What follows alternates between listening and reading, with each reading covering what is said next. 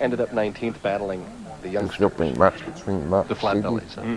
Yeah, here's one right here, too. Mike Shady. and, of course, Bill Oaks. Third telecast of the year. Comes out, opens up with a slicing strike on the championship round pair. Lanes 33 and 34. 33, the hooking lane of the two lanes. And it looks like Mike is trying to be aggressive from the get-go. Bowled beautifully last night down the stretch in order to qualify in the number 5 position. Bill Oaks of the state of Texas. Hard and straight, right? He's averaged on 2 ESPN telecasts a miserable 160. He says his goal is simply to bowl 200 today.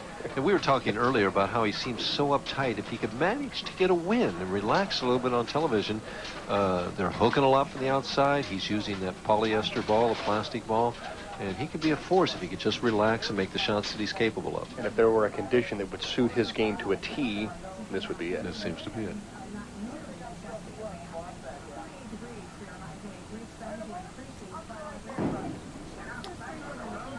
Waves it to come back. And ends up with a disaster in the second. And just what he didn't want to happen. You know, you want to get out with that quick double and get ahead. Instead, you're staring at an open. He's going to throw hard and straight at this 4-7, and believe me, he'll throw it up around 25, 26 miles an hour and hope that something bounces out of there. Tough break for Oaks early on, who opened with a strike. There's the fastball. Nothing doing. 9 out in the second for Bill Oaks, and Shady will step up now and lead by 12 and perhaps even 22 if he strikes. He can really put the pressure on Mr. Oaks right away with a couple of strikes here. Get himself out quickly. A product of the University of Nebraska's bowling program. Of course, the first year he bowled in the collegiate ranks, it was the University of Wisconsin lacrosse, where they won the national championship. 3-time All-American. He comes out and tries to apply the pressure, and a bad break. Looked like the 5-pin went left of the 7. Everything was around that 7, but nothing hit it. I'll tell you, that really was a bad break, because that's on a hooking condition like this one is here at Earl Anthony's Dublin Bowl. That light hit is such a high percentage hit. You're going to carry probably 85 to 90% of those hits, and he lost that one. Has a 4-year business degree and still might end up going back for a master's. Trying to figure out what to do with all the money you win out here, right? Spare up for Shady in the second. Classic starting position. 5-step approach, pushes it on the second step. Ball comes down. The hake of the backswing a little early, but he catches up with the step. The high backswing, the nice long slide. What we can't see from here as we see his finish position and the hand open up is that that ball has a tendency to go quite a ways behind his back in the backswing. If there's only a slight flaw in his game, I would say that. It's hard to do that the same way every time. Especially under pressure. Little rollout shot. This time the half 10 stands on lane 33. Let's talk about that rollout shot, Mike. It seems as if everybody's using it this week. Well, I don't think it's that they're using it intentionally, Dan. It's the lane is dictating to it. I mean, the ball is just, it skids a certain distance, it turns on its axis, and then goes into a roll. And when it finishes that roll, if there's not enough oil in the lanes, it actually begins to go back the other way at a certain point on the lane.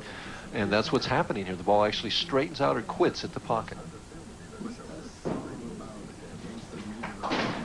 Couple of spares for Shady in this last effort.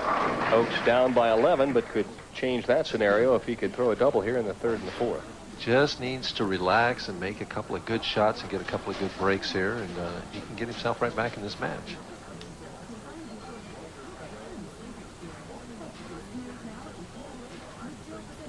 Billy averaged better than 243 on this particular pair of lanes throughout the tournament, so he's got a good feel for this pair of lanes as he whacks them on lane 34. See, the mental battle that a bowler goes through all the time, Dan.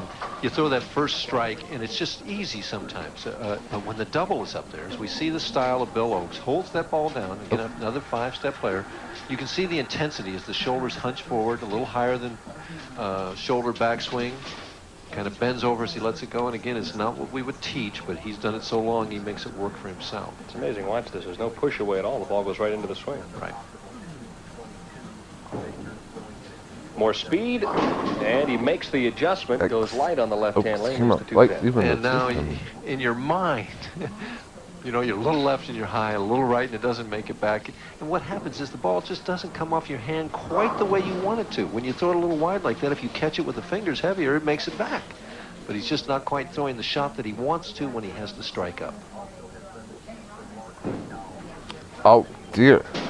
Oops. And now a major league mistake for Bill Oakes, who flags the 2-pin. And there you see the eyes roll up and look to the heavens. And you can't make mistakes like that in the championship round or in any match, for that matter, on the PBA Tour. Not against this kind of competition. Oh, boy. And invariably, the unwritten rule that always seems to happen in the PBA Tour is when you open like that, your opponent doubles. Trying to shake it off. Meanwhile, Shady's trying to open things up a little bit. Perfect shot, 10-pin the last to leave, but a strike for Shady on lane 34. And it's interesting, Billy is 35 and a lot of experience and been around a long time. Mike is 25, but the poise between the two seems to be with the younger man right now. The confidence seems to be with the younger player. The mental battle is being won by the 25-year-old. It's amazing what happens when you get to the championship round. I used to be under that kind of pressure under one strike. You have to fight through it. Here it comes. Oh. Gets the light hit this time. See, you got the like strike.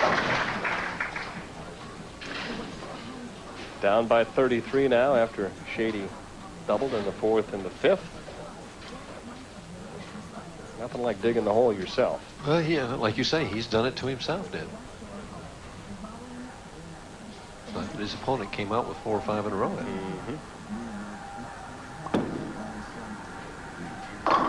Turned it early. Major league break with a strike on the right-hand lane. And if he could muster the courage to throw the shot that he wants on 33 and get a double, it might loosen up his arm swing considerably. Well, you know, he doesn't have a loose swing to begin with. No. I mean, it's a muscle game all the way through. He kind of forces the swing to match the steps. And it's the type of game that you come out, and if you bowl for a while, you know, you get into a nice feel. But to come out and have to perform instantly in one game, it's hard to do.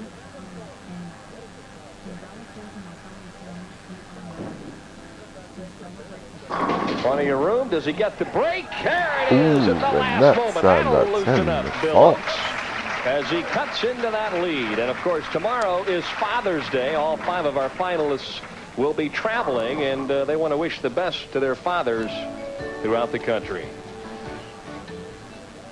Happy Father's Day, Dad, and have a wonderful day tomorrow. In addition to that, I want to wish my sister a happy graduation and good luck in the future.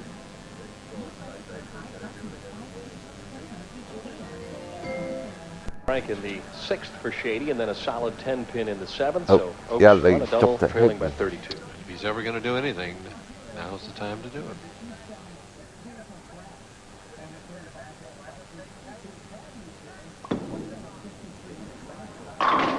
Maybe the best shot of the week for Bill Oakes. Important shot coming up, though. Right now, he can cut into that 22-pin lead and cut it down to 12, put 4 in a row together. And his goal going in was to bowl over 200. If he gets one more, he's going over a 200 pace. So he knows that. Left-hand lane has been the troublesome lane. And it's interesting, you know, between our 5 finalists, they threw during the week probably 35 gutter balls. And so we may see one on the air tonight. Oh, you had to bring it up. Whisper when Del Ballard's on the approach, all right? Good speed.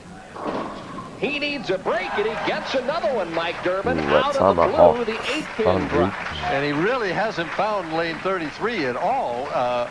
You know, the 1 pin has to hit the 2 in order to get a strike. See, let's watch this and see if the 1 hits the 2. It clips it, see, and it falls backward. A couple of pins, 5 and the 2 there, and that was the 5 that actually got that 8 out. Whew. Body English, there you see the thrust of the arm into the air, a 4-bagger, and it's a 12-pin match. Pressure back to Mike Shady, who responds with a beautiful strike on 34. Really is a poised young man, isn't he? I like his demeanor. I like his body English. He just is communicating to me, at least, that he's very confident inside. There we see that at 15 feet, the ball is going almost 20 miles per hour at the 8th board. And it slowed down about 4 miles per hour by the time it got to 55 feet. We're measuring at But it went from the 11th board to the 17th board in the last 5 feet. Plenty of hook. This one got to about the 16 board as he leaves the 2-pin. Of course, we want to thank the good folks at Brunswick for supplying us with bowler track once again here on the PBA Summer Tour, an opportunity to chart where the pros are playing the lanes and the speeds that they're utilizing. Well, we've seen 1 2-pin arm missed already today. I'm sure Mr. Shady, though, is going to hit this right square in the face. This could be a interesting finish here to start match number 1, because Oaks has a possible 236. And the best that Shady can get is 228, so Mr. Oaks' fate is in his own hands, and I'm sure that heart is beating right now. He's still trailing by 12 pins, can cut it to 2 on a lane that he has struck on every time.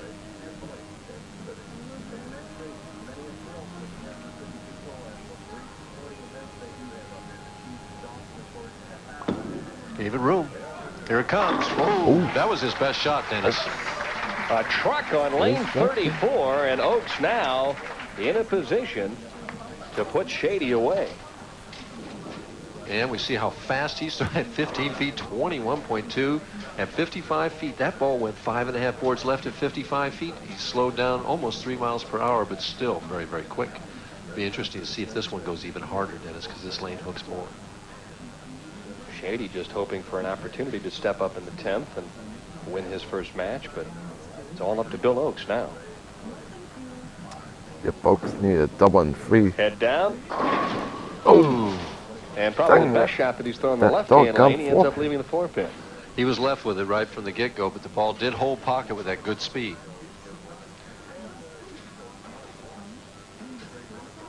Makes this and picks it up, and he's already, in fact, he hasn't had a spare in this game, Dan. He's got 7 strikes and no spares. 4-pin, he should be able to convert, Tom.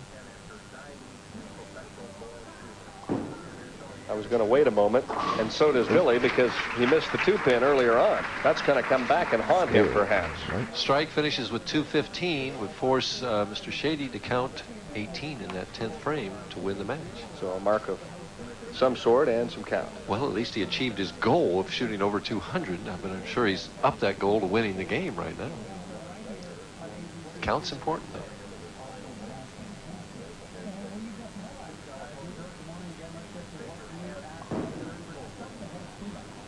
Boy, a looser swing there and a beautiful strike for Oaks, who walks back and can only think about the couple of shots that he threw that he would love to have back. Well, the 2-pin that he missed cost him 11 pins. He would have 226 if he'd have made that. Which would have forced Shady to double and then some in the 10th to win. Mike, So you know very he's solid mark on this right-hand lane. Has not missed the pocket on this in lane. 9 pins.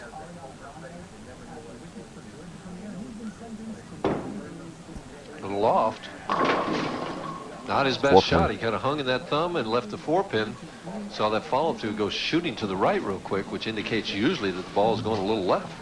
Told me that if you set it short at all, it was left immediately. His thought most of the week here at Earl Anthony's Dublin Bowl was to project the ball a little bit to the right to make sure he gave it plenty of room. Yeah, plus he moved his target further down the lane to help him accomplish that task. If you do that, it just kind of naturally allows you to get the ball further down the lane before it hooks. Right. Well, a tie is eminently possible. 9 or a strike, and he wins. 8, we're going to have a 2-frame roll-off. Less than 8, Mr. Oaks goes on. Had a feeling this one might come down to the final shot. Parker Bone III warming up. He is the next opponent. Scott Devers is qualified number 2, and Del Ballard Jr., former ABC Masters champion and Firestone Tournament of Champions champ, is our top seed. It's 9 for the win.